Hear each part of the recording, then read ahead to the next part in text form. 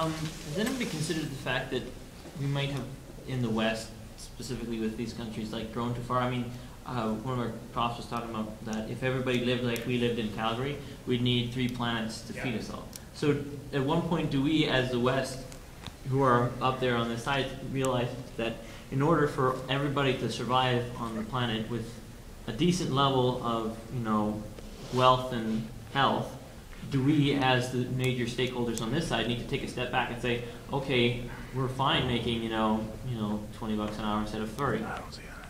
You want me to give up my Toyota Corolla so that the rest of the world doesn't impact climate change? You've hit upon, this is really good, you've hit upon a really key issue here, right? Which is this whole issue of relativism, right? And it goes both ways. Because on the one hand, it's easy for us to say, look, the way we live our lives is wasteful, you other people don't do what we do. Right? Maybe we can lead a little bit by example. But also, who are we to say, hey, folks in China, you can't have the Toyota Corolla, right? Because we've made all those mistakes already, we were here first, and we ruined it, so you cannot develop in the same way. These are very, very serious challenges, right? And the issue that Leonardo raises about economic growth being the key here is actually a very, very, very important issue. Because if you believe what he is saying, and your name is, sir? Roger. So then we run smack into what Roger is saying, right? If we believe that economic growth is the way for countries to escape poverty, and there's ample evidence that this is true, right? What happens if that economic growth has limits, environmental, social, or economic limits, right? How do we manage all of that growth and the implications that will have on the world that we live in? And this is where, now I've asked all these really tough questions and you all look extremely troubled and or tired. Here's the good news. And this is where I really wanted to take this particular group.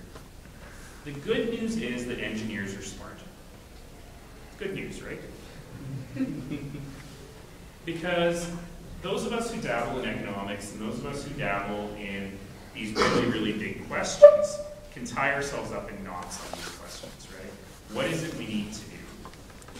And one of the reasons I'm such a big fan of EWB and the work that engineers do is because many times you don't care about that. You just care about getting the right lighting system in, or getting clean water in, right? And to me, this is coming back to what Patrick asked me to talk about. Poor Patrick is like, I thought I told him to talk about something completely different, and he's gotten into all these issues of poverty. What Patrick asked me to talk about was the role of engineers in dealing with all this, but I wanted to spend a good long time contextualizing what we're going to say, because I'm not an engineer, and I can't say much about engineers. But in reality, one of the reasons that I like EWB so much is precisely because sometimes we ignore these big questions and we just do what's right.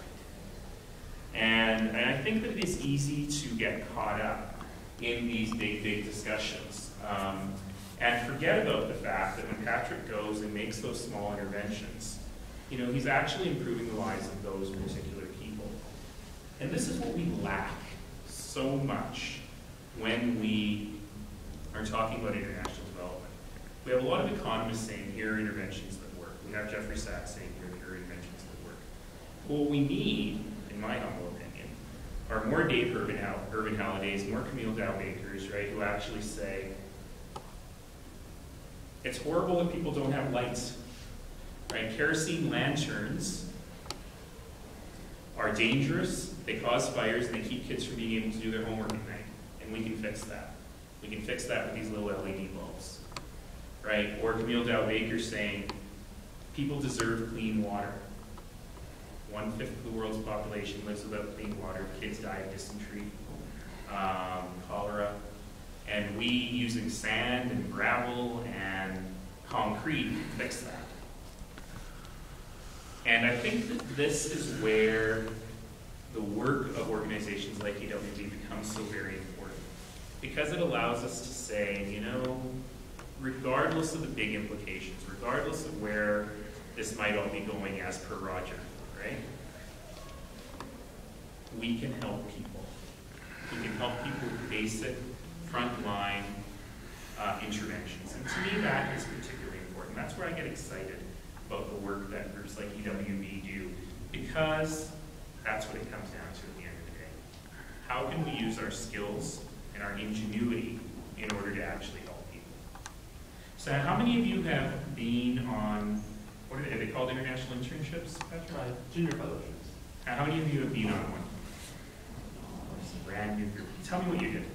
I was working with a honey company in Zambia, the southern Okay. province, and actually wasn't really doing too many technical things. I was helping set up a purchasing system, so probably a business. You're like business girl without borders. Yeah, but I'm studying engineering, so how I could help. And what did you think? Did you feel like you were making a difference to these people's lives, or did you feel like you were coming from the outside and imposing on them? Or neither? I felt like I was making a small difference, but I would never be able to tell because I was only there for 3.5 months. So maybe the people, and I was working with 2 people, maybe these 2 people are picking up new skills, but are they going to continue to use those skills? Are they going to continue to work with the same business that's trying to help people like them to raise their income and diversify their income?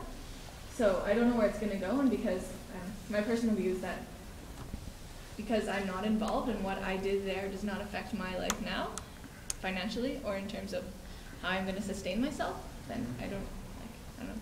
That is kind of off topic, but I feel like I did help them, but I don't know where it's going to go. You know, we do have the internet. You could ask. Good for them. And you know, I think that it's hard to say, but I think we need to sort of, and I don't mean to criticize because your experience is your experience, but I think that we need to be able to move beyond that a little bit and say, you know, how can we continue to help folks, right? If we have a moral imperative to do so. A little bit all over the map today. You saw me doing 30-second sound bites all day, so it's hard to get into all these bigger conversations. But coming back to the question that is being raised by, that you're raising really, is, well, you know, I'll just ask you. I'm sorry to put you on the spot, but I'm going to ask you. What compelled you to go? Why did you want to go? I'm just not comfortable with the fact that a lot of people just are fine with affecting global systems and kind of taking whatever they want and not caring about who else they affect. And surely you could have gotten an excellent engineering summer job, you know, in the oil patch, made a ton of money, and something beyond that maybe made you go to Zambia.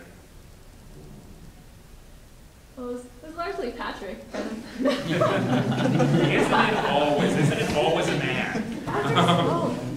But that was basically, I was just really curious as well. And I guess I feel that it's kind of my way of contributing with the skills that I have. And you know, and I think that is so inspiring, I really do, right? Because at the end of the day, that's what it comes down to. You know, I'm a guy who spent a lot of time talking about poverty, trying to design systems to deal with poverty, but you know, I've never worked on an international project in a country facing poverty, right? And I think that the fact that you all have done that you all are aspiring to do that is unbelievably important. Because, and this is the message I want to leave you with, because at the stage you are, most of you are in your lives, what matters even more than the impact of that intervention, of setting up that honey business, right, or helping them figure out the process of that honey business, what matters even more is the experience you had and how it changes how you think about the world. Because that's the real area where all of you can have enormous impact.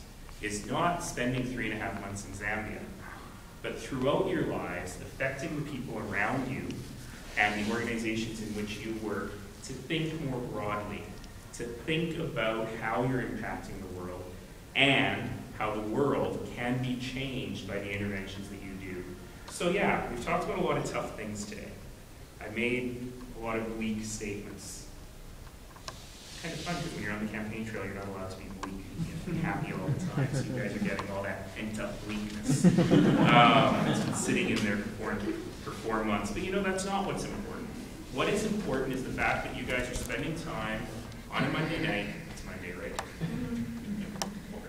Spending time on a Monday night listening to a big old windbag like me talk about these things because you're willing to broaden your horizons and to think about a world beyond this classroom, beyond this campus, and beyond this city. And that is where you have the maximum impact. The maximum impact is in broadening your horizons to think about these things and encouraging the rest of your communities to do so. So I'm going to stop there and probably take one more question if there is one. Yes. I'm sure it's gonna maybe stir the pot a little bit, but who are we to say that the determination of poverty is like income and child mortality? Like when I was in Rwanda, like the people there were so much happier, their family life was better, they were so much more free than anyone that I've met here, and they all wanted to be like me. And so and I just kept telling them, like, you have so much, like, life is good for you here. And so, yes, like, numbers, they don't really stack up to us, but we have just broken people here as well, too, right? And so do you think there'll ever be a time when the determination of poverty goes past the materialistic and into, like, your family, your emotions, your stability? Oh, that is such a beautiful question. Be an engineer. Yeah. You're not supposed to think about something like that. I cannot do justice to that question because it is such an important question. Because it comes back to the whole way that we view the world. You know, sometimes we call it moral relativism, right? Because the most important thing you said is they all wanted to be like you. And so one of the questions we always must ask ourselves is what drives that? Where does that actually come from? Is it an external pressure? Is it because they see the world the way you live it and think that that's a desirable world, right? Or is it something more internal, that there's something based in human nature that really says economic progress is the be-all and end-all, is the only determinant of happiness? We can't answer that question today. I would love to come back for EWB Pub Night and talk about that a little bit more. But I think that you guys have raised really, really great questions, and I'd be thrilled to come back and explore any of these issues with you any further. Or, you know, if you need to pick up a course at MRU, feel free to take that globalization course. I won't be teaching it because, you know, I'll be busy being mayor, but my colleagues are very, very good, and these are the exact sorts of questions that we try to address. So thank you all for your time, thank you for your attention, thank you for caring about this stuff. It's still going. And by the way, I'm sure that the future lectures will actually be people who know what they're talking about interesting things instead of a prof giving you a class. But hopefully you got something out of that. Thank you. Yeah, I was thinking something out of it too. You know, I know you went here 2 years ago, I'll say a couple. Maybe you talking about probably getting. Oh, is that very nice? Thank you. And I know last time you spoke, you had a t-shirt. I got another EWB t-shirt. Excellent. I have the green one. And something from Ghana. Oh, wonderful. Thank you so much. Thank you all.